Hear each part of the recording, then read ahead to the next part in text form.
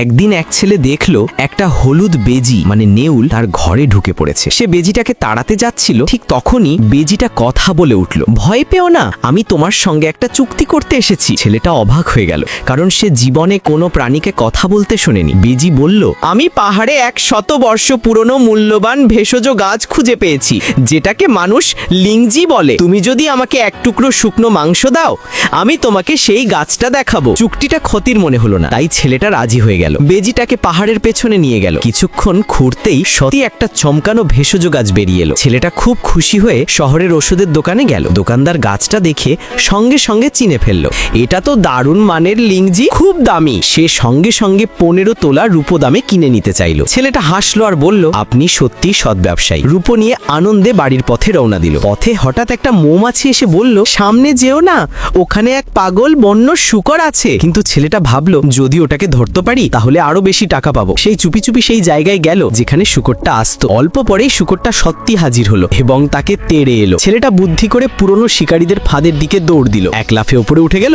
আর শূকরটা ফাঁদে পড়ে গেল। সেই সময় দেশে অকাল আর খাদ্য সংকট চলছিল, তাই শূকরের মাংস খুব দামি ছিল। ছেলেটা কিছু মাংস ধনীদের কাছে বিক্রি করলো আর বাকিটা শুকিয়ে নিজের জন্য রেখে দিল। স্ত্রী সব দেখে আনন্দে চোখ ভিজি উঠল। বড় ভাবি বলল, বোন, তুমি সত্যি এক ভালো স্বামী পেয়েছো। ছেলেটা হাসতে হাসতে বলল, এত প্রশংসা করো না, আমি রান্না শুরু করি, তোমরা বিশ্রাম নাও। সবাই খুশি ছিল, কারণ এখন তাদের সংসার আগের চেয়ে অনেক ভালো হয়ে উঠেছে। স্ত্রী বলল, আগে তুমি খুব অসচেতন ছিলে, এখন কত দায়িত্বশীল হয়ে গেছো। ছেলেটা বলল, যেদিন পাহাড়ে গিয়েছিলাম সেই প্রকৃতি আমাকে বদলে দিয়েছে, মনে হয় ওটাই আমার আসল কাজ। পরের দিন আবার পাহাড়ে গেল সে। মৌমাছি বলেছিল ওখানে আরো লিংজি আছে। অনেক খোঁজার পর সে দুটো বিরল গাছ পেল। হঠাৎ গাছের ফাঁক থেকে একটা আওয়াজ এলো, মানব, তুমি আমাদের বন্ধুদের সাহায্য করেছো, তাই এই লিংজি তোমার প্রাপ্য। তোমার সাহস আর সদ্ভাব আমাদের ছুঁয়ে গেছে।